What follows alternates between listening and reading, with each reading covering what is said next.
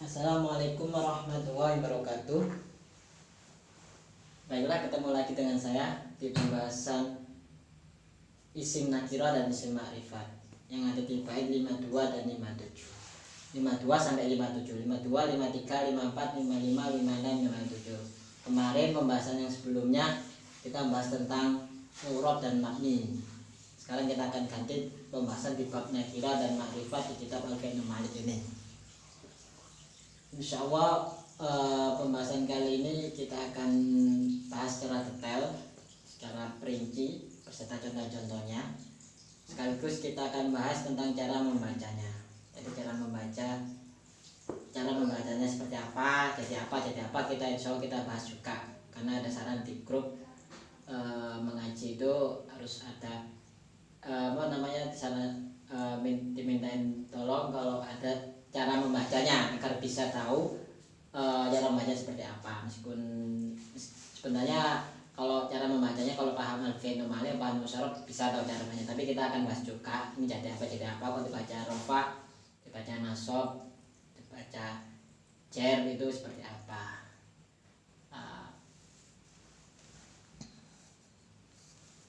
Baiklah, kita akan bahas langsung pembahasan kitab Al-Fi'il Malik ini di bab nakirah dan ma'rifat. Kita akan maknani dulu. Bismillahirrahmanirrahim. An-nakiratu wal ma'rifatu. Ai hadan nakirah wal ma'rifatu. Utawi iki iku isim nakirah lan isim ma'rifat. Jadi yang dinamakan isim nakirah dan isim ma'rifat kita akan jelaskan di sini. Pembahasan yang pertama di bait pertama, nakiratun qabilu al-masiron. Ini jadi mubtada. Nakiratun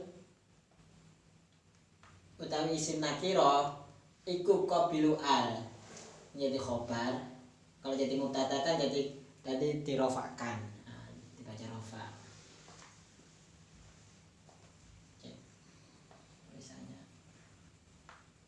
Jadi ini jadi mubtada, nakiratun jadi rofa, ini dibaca domah karena ini ada alnya dibaca tanwin, ini jadi khobarnya, jadi khobar qabilu al. Jadi isim nakirah itu yang bisa menerima al, qabilu al. Sebenarnya al itu mahalnya ini mahal jar karena jadi mudhaf ilaih, tapi ini merupakan huruf, maksudnya dikatakan al qabilu al, yaitu isim nakirah itu yang menerima al, muasiron, halim bekas opo kemarifatani. Jadi bisa keterima al, dan ketika keterima al akan menjadi makrifat. Contohnya ar-rajulu, saya beri contoh ya.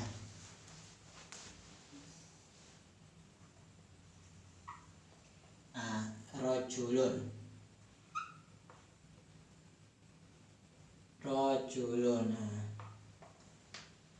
Rajulun ini kan nakiro. Ini kenapa dinamakan nakiro? Karena ini bisa kemasukan al. Jadi ar-rajulu. Nah, ketika sudah bisa kemasukan al, berarti kan jadi makrifat rajulu, orang itu. Kalau rajulu kan orang kan umum. Orang mana? Kalau ar-rajulu orang itu. Berarti kan bisa kemasukan al, dan ketika kemasukan al maka dia menjadi makrifat. Maka itu dinamakan nakirah. Jadi isim yang bisa kemasukan al, ketika dimasukkan al dia menjadi makrifat, maka itu dinamakan nakirah. Maka isim nakirah yang bisa menerima al, yang membekas, maksudnya yang ketika dimasukkan al maka akan menjadikan makrifat. Awakiun mauqi'a maqad dzukira. Awakiun atau isim kang nggoni panggonane isim qad dzukira kang teman-teman den tutur apa ma. Jadi isim yang menempati al. Jadi isim itu bisa menerima al. Isim itu tidak menerima al, tapi menempati posisi al yang bisa keterima al. Contohnya gini.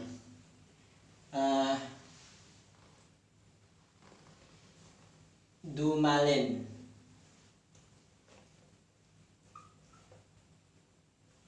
Dumalin. Nah, dumalin ini kan maknanya kan mempunyai harta. Yang mempunyai harta ini kembali ke orang kan. Orang itu yang mempunyai harta.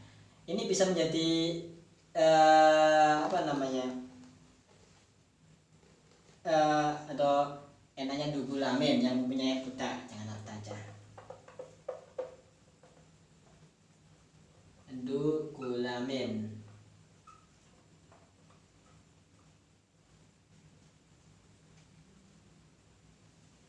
Nah, dugulamin yang mempunyai budak, sama aja dumalin. Jadi ini bisa dikatakan nakiro karena apa?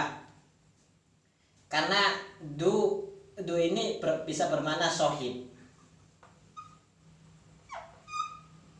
Sohib, sohib pemilik, sohib yang mempunyai. Jadi du itu nggak bisa kemasukan al, nggak bisa du itu dikemasukan aldu kan nggak bisa. Kalau bermakna sohib, as-sohib, orang as-sohib, jadi orang itu yang mempunyai. Jadi du ini posisinya bisa menjadi nakiro karena apa? Karena menempati posisinya al yang bisa dimasukkan al, yaitu bermakna sohib. Nah, maka du ini kan ada dua. Pertama yang kemasukan al murni bisa langsung kemasukan al. Yang kedua yang kemasukan apa ya? Yang bisa menempati posisi al. Jadi du ini bermakna sohib, yang sohib itu bisa kemasukan al. Ini juga dinamakan nakiro, isim nakiro. Maka tersebut diperbolehkan. Ini yang pokoknya yang dinamakan nakiro bisa kemasukan al atau sesuatu yang menduduki posisi al tersebut, menduduki posisi yang bisa kemasukan al. Gitu aja ya enaknya isim nakiro. Kita akan membahas isim nakiro. Ini isim nakiro ini sebenarnya panjang.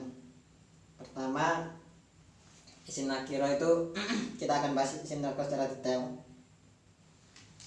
Pertama, isim nakiro itu ada definisi isim nakiro sendiri itu kan yang seperti tadi, yang menunjukkan pada sesuatu secara kesatuan yang umum yang tidak ditentukan. Jadi sesuatu yang umum yang bisa kemasukan al atau isim yang menempati posisi al secara umum. Jadi umum, jadi kan seperti rojulun kan orang, jadi umum ya, tidak tertentu.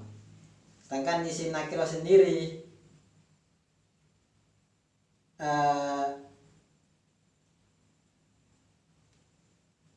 jadi isim nakiro sendiri itu bisa apa ya, bisa bermakna umum itu karena dia nggak kemasukan. Seperti hanya gini, ja'ah to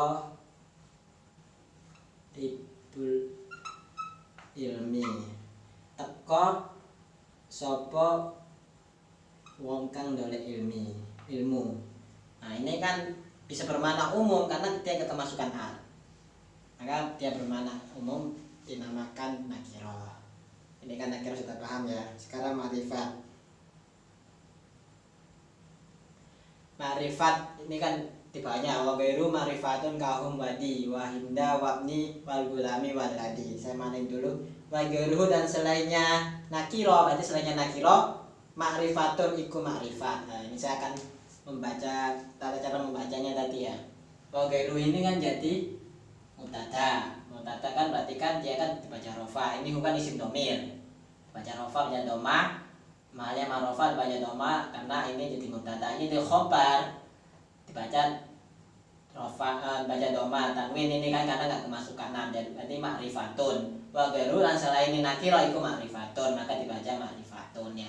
Pokoknya kalau mubtada itu dibaca doma, kalau khobar dibaca doma juga. Kalau nggak kemasukan ditanwin. Ini hu ini merupakan isim domir, seperti itu ya. Jadi kalau posisinya itu dia kalau mubtada maka dibaca doma, kalau khobar dibaca doma juga mahal ma'rufa. Wa ghairu lan selawine nakira iku ma'rifatun, ma'rifat kahum kalau lafat hum, wadi lafat di, hinda wabni wal gulami wal ladi. Jadi selainnya nakira itu ma'rifat. Contohnya hum, di, hinda, ibni wal gulami waladi. Kita bahas juga tentang ma'rifat di sini. Ma'rifat sebenarnya ada berapa jenis? Kita akan bahas tentang jenisnya ma'rifat. Makrifat itu intinya isim yang ditentukan. Jadi isim yang emang ada makna khusus dan makna ditentukan pada sesuatu orang atau suatu isim tersebut. Jadi tidak umum lagi tapi dikhususkan. Mempunyai makna yang khusus. Jadi ada dua jenis isim makrifat. Yang pertama kalimat isim yang tidak dipasang al. Contoh ja'a Ali. Ada dua jenis isim makrifat. Saya tulis di sini ya. Dua jenis isim makrifat. Pertama yang tidak kemasukan al.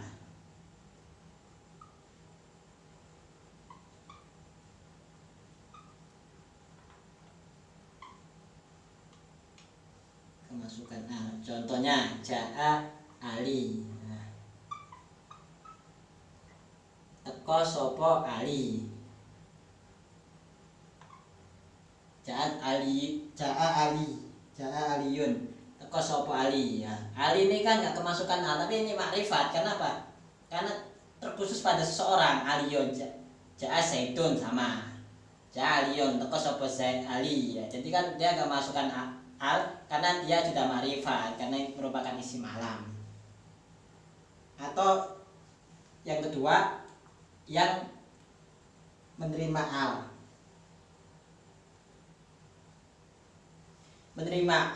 Yang menerima al tapi tidak membekas makrifatnya.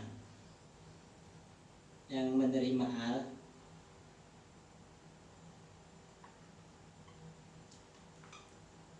yang menerima al tapi tidak bekas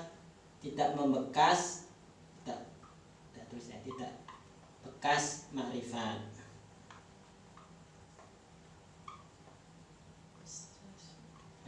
Jadi isim yang menerima al tapi tidak membekas makrifatnya. Jadi kalau ar-rajul kan membekas makrifatnya, seperti hanya ja'a al-Abbas.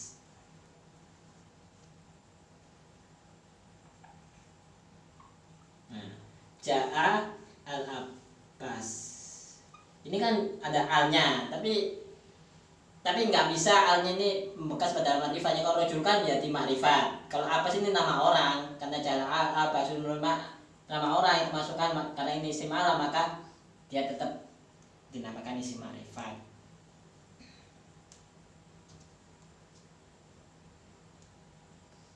Sedangkan isim makrifat sendiri itu ada 7.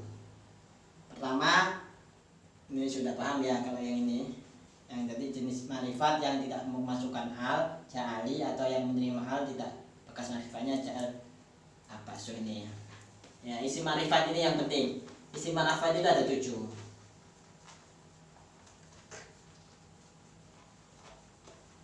Isim makrifat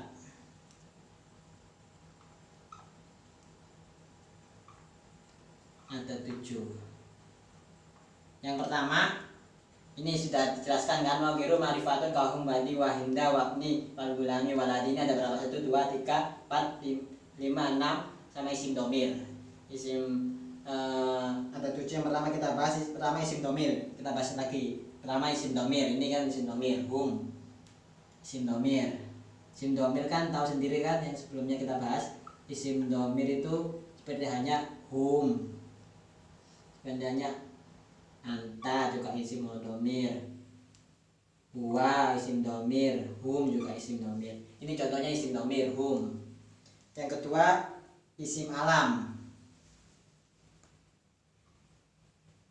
Isim alam itu nama. Seperti hanya hindun, ini hindun, zaitun. Seperti hanya hindun, zaitun. Nah, ini kan isim alam. Isim alam itu isim nama.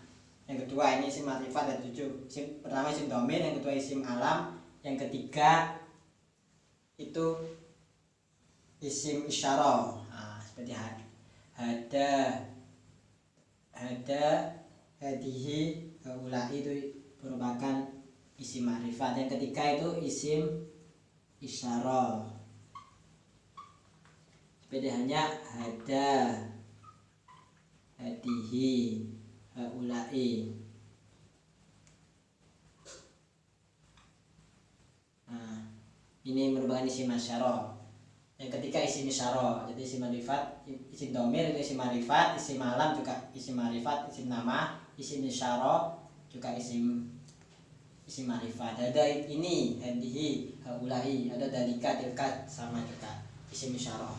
Yang keempat isim mausul. Nah, isim mausul juga ma'rifat, isim mausul. Contohnya alladhi, allati, alladina, dan sebagainya. Isim mausul ini merupakan ma'rifat juga. Yang kelima yaitu isim yang dima'rifatkan oleh al. Isim yang dima'rifatkan oleh al. Isim yang dima'rifatkan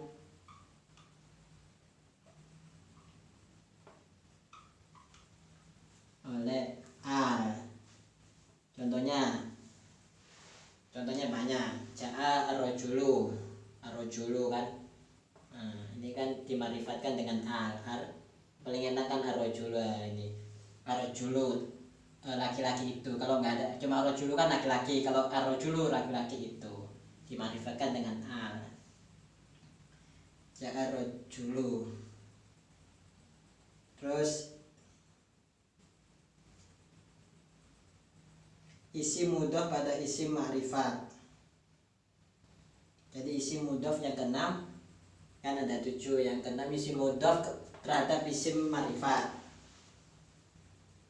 Isim mudhaf terhadap isim ma'rifat.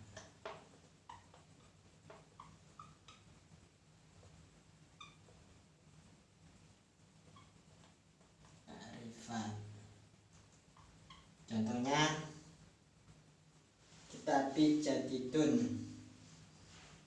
Contohnya ya, kitabi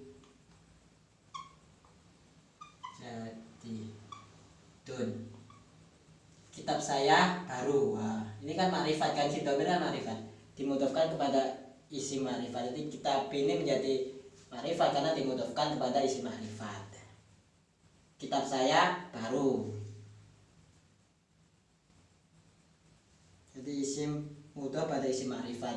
Ini kan merupakan domir yang mutasil.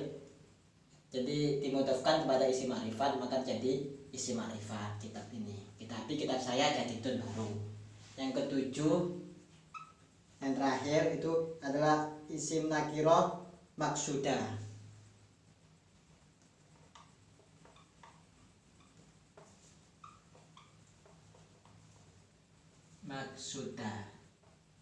Maksudnya isim nakirah maksudah itu isim nakirah yang ada ya-nya, yang sudah tertentu.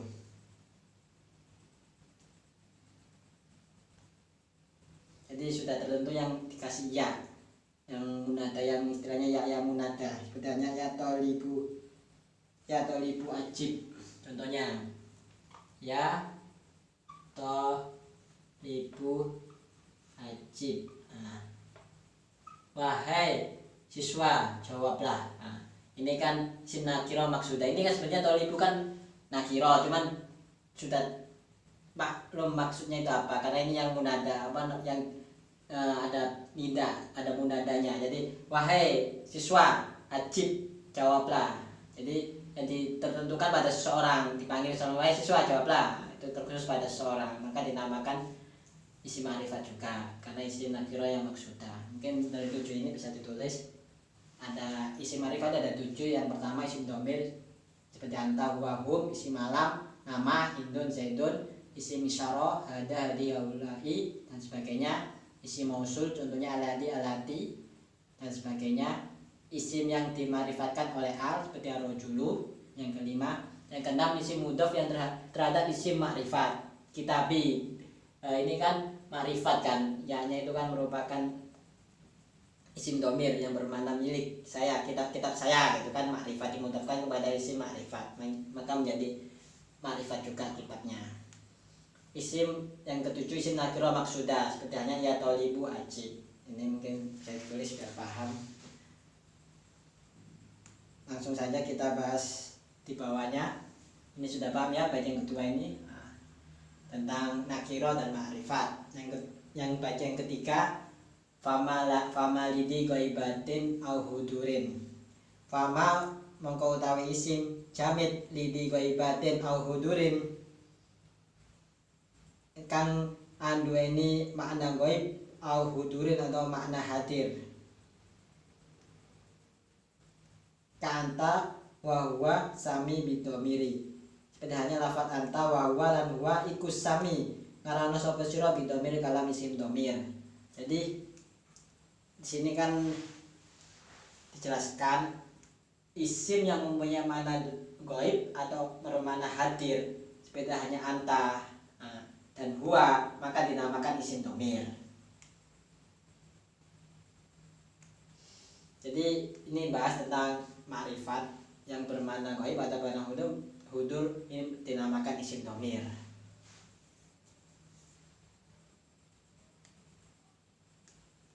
Pokoknya yang bermakna, ini kita hapus, tidak ditulis ya, biar jelaskan lagi.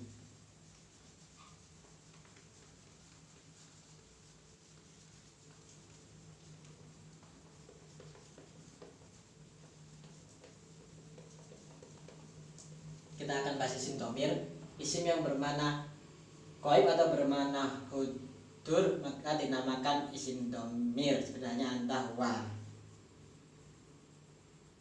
Isim domir itu kan adalah merupakan isim jamid. Isim jamid itu mempunyai bentuk yang tidak ada asalnya, seperti hanya huwa. Huwa ini kan isim jamid. Ini nggak ada asalnya. Asalnya kalau mama torba kan ada asalnya droba ya tribu torban. Kalau huwa kan nggak ada asalnya, ya huwa, nggak bisa dibentuk, nggak ada awalnya, bentukannya seperti apa, nggak ada. Ini namakan isim jamid. Isim domir merupakan isim jamid. Paham ya? Jadi isim domir itu bisa bermakna hudur atau bisa bermakna gaib. Kalau hudur ya seperti hanya anta, kalau gaib seperti hanya huwa, hum. Yang selanjutnya wadutisoli minhu mala yubtada.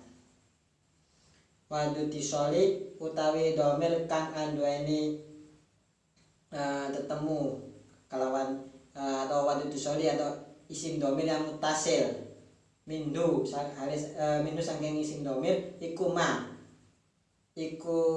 domir la yubtada kang ora kena den kawiti apa ma walayali ilah tiaron abada, walayali dan ora bisa ngiringi ing ma apa ilah lafat ilah ikhtiaron yang dalam tingkah ikhtiar pilihan, tingkah pilihan abadan yang dalam salawasi. Kita akan bahas tentang domir, isim domir yang mutasil. Jadi isim domir ini kan, isim domir yang mutasil itu tidak bisa menjadi permulaan, seperti hanya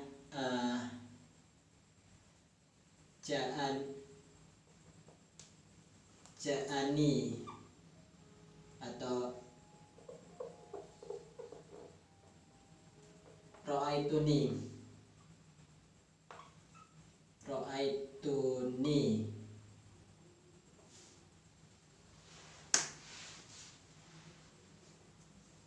ningali sapa ingsun, ningali ingsun ro'aituni, ningali ingsun sapa zaitun zaid. Nah ini kan jadi kan atau contohnya lagi akrontu. Nah, akrontu mulai lagi sapa ingsun zaidan ing zaid. Nah ini kan domir mutasil, isim domir yang mutasil, yang mana tidak bisa jadi awal, ini jadi akhir kan ya, nggak bisa diawalkan, dan tidak bisa kemasukan ilah dalam tingkah yang umum. Ada tingkah yang syad yang ada kemasukan ilah, pada syair-syair tertentu kemasukan ilah. Jadi ada ilahu, ilaka, itu ada syair-syair tertentu yang syad yang jarang dipakai lah istilahnya. Yang tingkah-tingkah umum itu nggak bisa isim domir itu kemasukan ilah, nggak bisa ilahu, nggak bisa. Jadi isim domir yang mutasil itu harus ada di akhir, nggak boleh ada di awal, dan juga tidak bisa diiringi dengan ilah. Setelahnya ilah itu ada isim domir, itu nggak bisa. Bisa jadi domir mutasil, ilaka, ilahu, bisa ilaka, ilaka itu nggak bisa, atau ilahu itu nggak bisa. Tapi ada tempat-tempat tertentu, maksudnya sesuatu yang syad atau yang jarang dipakai lah, itu ada dalam syair-syair tertentu, itu ada yang memakai ilahu, ilaka. Contohnya aja pada syair ini, a'udzu birabbil arsyid min fi'atin bagot alayya famali a'udzu illahu nasiru. Ini illahu, ini kan ada kata-kata illahu. Itu ada tempat tertentu, ini syair tertentu itu memang ada yang menggunakan ilahu, tapi itu cara dipakai sekali. Yang umumnya ya nggak bisa. Domir mutasil itu ada ilahnya setelahnya domir mutasil, umumnya seperti itu. Paham ya di sini ya.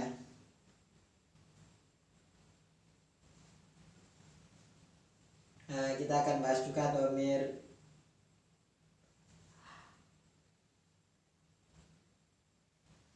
contohnya domir mutasi kan ada dua, domir kan ada dua kan, ada yang mutasi, ada yang munfasil.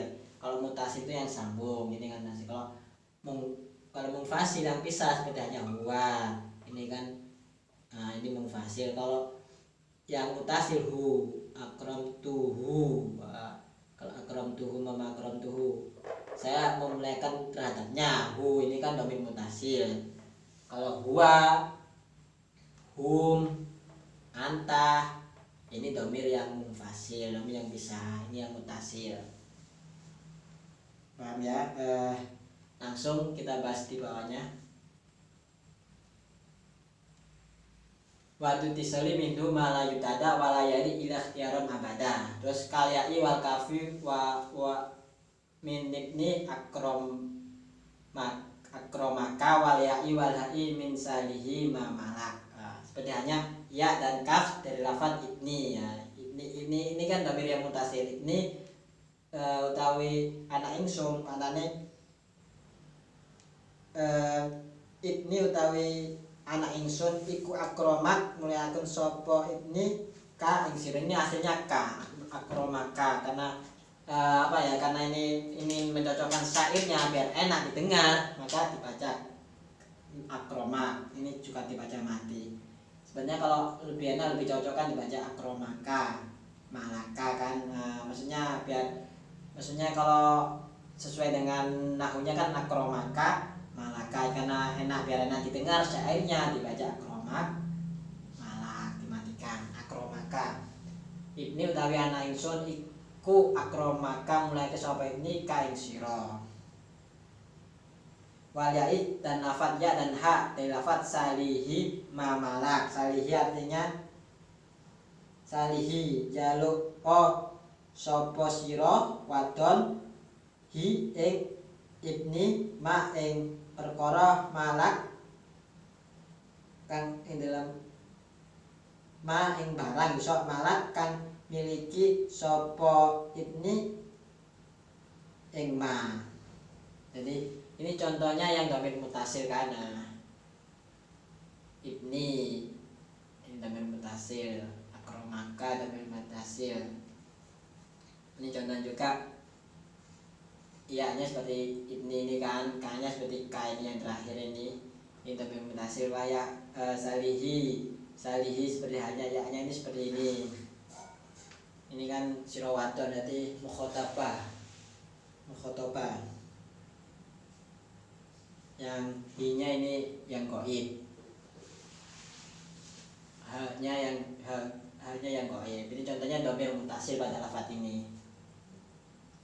Lanjut yang terakhir.